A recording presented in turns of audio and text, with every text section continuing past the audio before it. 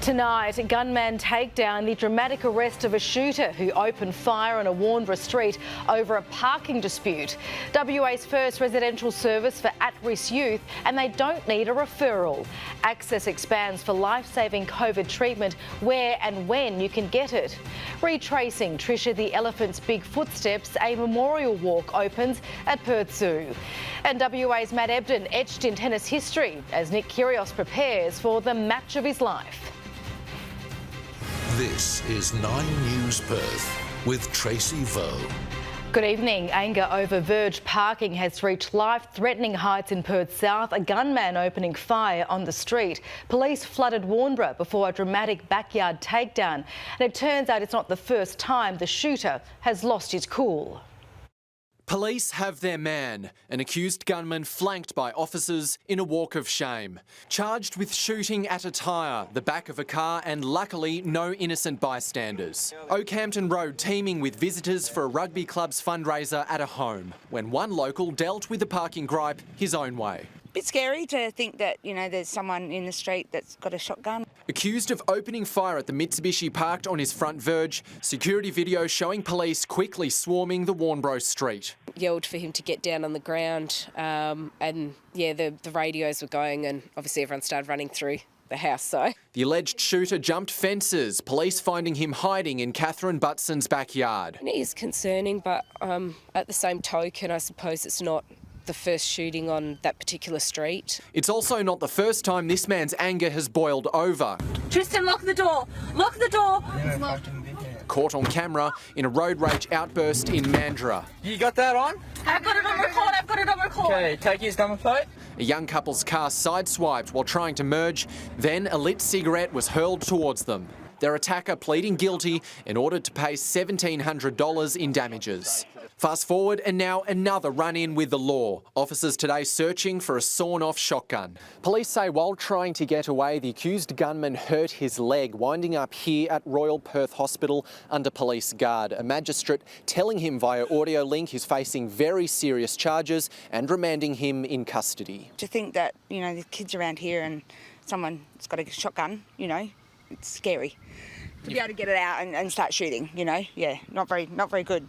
Ezra Holt, 9 News. Hundreds of young West Australians will soon be able to access residential mental health care without needing a referral. It's hoped the pilot program will drive down hospital admissions and the state's growing youth suicide rate. Almost 2 years since the death of Kate Savage, unveiling the need for sweeping changes in WA's mental health services. Today, a potentially life-saving step forward. One child death is one child death too many. The state government dedicating $3 million to Rua Community Services for the build of a non-crisis youth residential facility, addressing preventable suicidal thoughts at the earliest stage. This is a very difficult issue, a very sad issue, and many families confront it. Making sure that we have something for people in this circumstance is important. The respite accommodation with 5 beds will provide patients aged 16 to 24 with a short stay of up to 15 days. A GP referral isn't required, staffed by peer workers and volunteers and overseen by a clinician who can escalate care and continue to follow up once discharged. That's so often not seen in lots of services for vulnerable people. You come in, you have the service, you leave. So this idea where we will be checking in every 2 weeks, 2 months, 6 months, a year down the line. 58 West Australians aged between 15 and 24 took their own lives in 2020, making suicide now the highest cause of death for that group. Being able to provide this service at an early intervention stage is absolutely key. The state government has yet to pin down a location for the service, but is hopeful it will be operating by January. And while one advocate has told me she's concerned by the low number of beds, it will expand if the 2-year pilot proves successful. Hopefully this project can be adopted and rolled out across the state, if not Australia. Joshua Dawn, 9 News. And if you or someone you know needs help, you can contact Lifeline on 13 11 14. Millions of Australians will now have cheaper access to potentially life-saving antiviral treatments for COVID. The medications are aimed at heading off a rapid rise in hospital admissions as Omicron surges to its 3rd wave just this year. They usually cost $1,000 a pop, oral antiviral medications designed to take the sting out of serious COVID-19 infections. From tomorrow will be a big expansion in access to these crucial COVID medicines that have proved so effective at reducing severe disease and relieving pressure on hospitals. Access to Paxlovid and Molnupiravir, known as Lagevrio, has been difficult, despite the previous government ordering 1.3 million courses. From tomorrow, the antiviral tablets will cost just $6.80 for those who test positive to COVID-19, who are aged 70 and over or have a concession card. All others will pay $40, those 50 and over, and First Nations Australians 30 and over with at least 2 risk factors, and all adults with compromised immunity. The critical thing about these medicines is to take them quickly. You need to take them within the first few days of COVID symptoms coming on. Paxlovid is especially effective. The trials suggest 90% effectiveness at keeping you out of hospital or dying. But Professor Boy says prescribing them is not a simple exercise. GPs must be educated so they know what drugs can be given at the same time as these COVID drugs, what drugs can be safely stopped, and what drugs can be given at a lower level and still given at the same time. We're now in the early stages of a third wave of Omicron this year, driven by subvariants BA4 and BA5, which evade immunity even in those who've previously had COVID. In the past week across Australia, 250,000 new cases of COVID were reported. That's most likely underreported by tens of thousands. In that same week, another 298 deaths, with more than 4,000 admitted to hospital across the country. But pandemic leave payments won't return after ending on June 30, raising concerns some will choose between isolating or earning money. We can't continue to pay emergency payments forever. The opposition agrees, but says the government needs to heed health advice. They're the ones now receiving that advice. They need to be transparent and open about what that advice is and what it means for payments like this. As for mandatory mask wearing, that too seems off the table despite advice that it's highly effective. When you recommend it, as we do, you might get 30 to 50% of people wearing a mask. When you mandate it, you get 80 to 90%. Eddie Meyer, 9 News. Perth zoogoers can now retrace Trisha the elephant's big footsteps with the opening of a memorial walk. The special path allows the community to learn more about the 65-year-old's long life and even bigger legacy. Her passing left a hole in the heart of Perth. She's been here my whole life as a child and now bringing my own son. Details of Trisha's long life put on display, 65 years of memories scattered along the pathway she walked daily.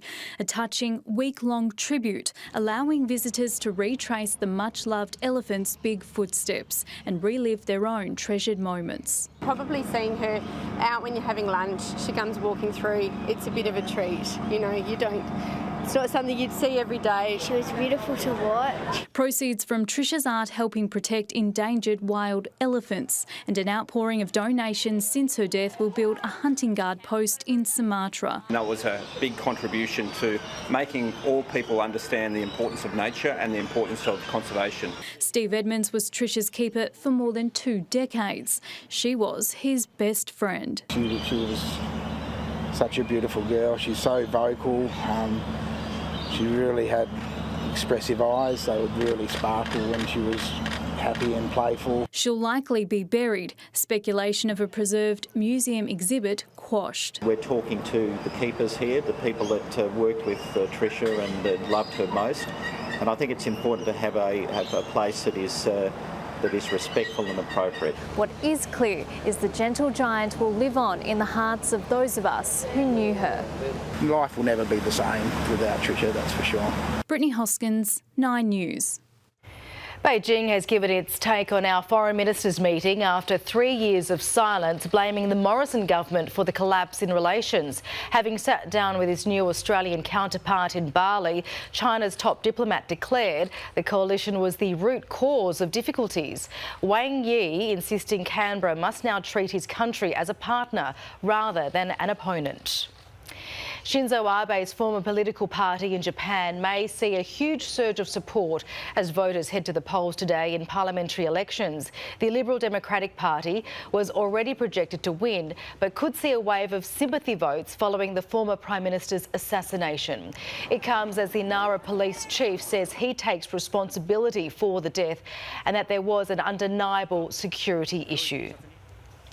The reported detention of fugitive Comanchero boss Mark Buddle is tipped to change the landscape of Australia's criminal underworld. It's claimed he was nabbed by the FBI on the Mediterranean island of Cyprus. Mark Buddle. Did you threaten to kill and rape people? Australia's most wanted. How many people have you buried alive? Not you. And a man watched by police all over the world. That individual you're talking about is right up there at the top of our equation and our thoughts. But it would be FBI agents to capture the fugitive Comanchero boss. The 44-year-old reportedly nabbed at the Cyprus border, returning to his Mediterranean hideout after 6 years on the run. Australian authorities yet to confirm why he was detained. It sends a fairly significant shockwave through the criminal underworld. Buddle officially took over as the head of the Comancheros in 2018, when former bikie boss Mick Howie was shot dead in a gym car park. The hitman charges towards the vehicle, levels his gun and shoots. Buddle had fled Australia 2 years before, wanted for questioning over the murder of Armaguard security worker Gary Alabon. He told me he'd love me and have a good day. Living in Dubai with his girlfriend, Buddle was forced to leave there last year after this video surfaced of him fighting with tourists at a resort pool. Since then, it's understood he's been country hopping between Greece, Iraq, Turkey and Lebanon before settling in Cyprus. The island that was supposed to be Mark Buddle's safe haven might now become the place where the law finally catches up with him. Dimity Clancy, 9 News. Perth has a new Wimbledon champion with our own Matt Ebden claiming the men's doubles title with Max Purcell. Matthew Pavlich joins us now. Pav, it breaks a long drought for Australia. It certainly does, Trace. Yeah, not since the turn of the century has an all-Aussie duo tasted victory in the doubles. Ebden and Purcell trailing 2-1 before fighting back, coming out on top in a 5-set thriller, realising a lifelong dream. And yeah, I've hit the ace on match point to win Wimbledon. I had the double taken. I couldn't believe my eyes. Yeah. And I saw him start to fall on his back. And I was like, it's definitely in. There's no challenge. It's well in. This is an ace. We've done it. The pair bouncing back after losing the Australian Open final earlier this year, now etched in Wimbledon history. What a great story. Now, love him or loathe him, Nick Kyrgios is tonight on the verge of Grand Slam glory. The Australian is taking a low-key approach to his first Wimbledon final, in stark contrast to rival Novak Djokovic. A final tune-up on adjoining practice courts before coming face-to-face on centre court. While Team Djokovic resembles a small army, Team Nick is more of an outpost, just a couple of mates and his sister. On leaving the practice courts, the contrast was glaring. Nick making a quiet exit. You're going to go rest up. Novak on a charm offensive. Oh, I love it. I love it. This is a man completely au fait with the final weekend of Wimbledon, happily sharing his game plan. Tactic is to play everything on the line. All on the line. Mark Philippoussis is the last Australian male to have played in a Wimbledon final. 2003. He's here again, competing in the invitational doubles. He's also been copping a serve on social media, which he was forced to address today on his own Instagram account. In the last couple of days, especially today, I've had a lot of anger towards me. The fact that I'm not supporting Nick. When Kyrgios lashed out yesterday at Australian greats who failed to support him, trolls homed in on the scud. If you look at any of my interviews, I've always supported him. Do I agree with everything he does on the court? Absolutely not. The support for Nick Kyrgios here continues to grow. Among his fans, somewhat appropriately, Rebel, as in actress Rebel Wilson. Could you imagine if they ever made a movie about Nick? Could you imagine that storyline? I think it'd be quite a funny movie, and there would be lots of drama in it as well. So, yeah, I'd watch that movie though. He's a real character. Before the credits roll on this Wimbledon Classic, Kyrgios will need to produce the performance of his life, and everything is pointing to a cliffhanger finish. Well, 2 o'clock London time is when Nick Kyrgios and Novak Djokovic will step out onto centre court, and you can see that in the hours leading up to the men's final preparations are being made here. The line markings, there's just a bit of grass being taken off just to make sure everything is perfect for what is the showpiece of Wimbledon, and it's certainly a showpiece of Australian tennis with Nick concerned. And while he might have the crowd support, not necessarily the punters, it is Djokovic who's going in as the red-hot favourite. But as we know, only all too well, Nick Kyrgios has made a career out of not only defying the odds, but defying logic. And we keep our fingers crossed he can do it again tonight. We certainly do. A huge night of tennis for Australia coming up. Cannot wait for that, of course, all here on 9. And I'll be back a little later with the day's sports news, all the highlights from the clash with the Eagles and Carlton Trace. It's been a busy weekend so far. All right, Pav, we'll see you soon. Thank you. Time to see what the week has in store weather-wise with Shirley Biggs. It was a wet weekend, Sherry, and there's more to come. Well, Trace, this is the rain we've been waiting weeks for, and it didn't disappoint. A moisture-laden cold front swept across the suburbs late Saturday. It was a slow-moving system, and those along the Darling Scarp got a bit more rain out of it than most. Now, Ashenden collected 59 millimetres in the last 24 hours, Bickley 52 mil, and up until now, it was our driest start to July in 9 years. But with a big downpour like that, suddenly our waterways come to life. Lesmurdy Falls just looking an absolute picture today, flowing freely, and with a few breaks of sunshine at lunchtime, there were plenty of people who stopped in to take in the view. There is another system coming through later this week, but don't you just love being a tourist in your own town, Trace? I know I do. Indeed, it is stunning here. We are very biased though. All right, we'll see you soon, Sherry. Thank you. Next, menacing an innocent pedestrian. A dirt bike rider on a footpath rampage in our southeastern suburbs. Plus, customers fire up at a notorious vegan activist outside Perth Zoo. A water stoush stalls the reopening of a family favourite animal park in the state's southwest. And angry crowds force the resignation of Sri Lanka's president, spurred by the worst economic crisis in decades.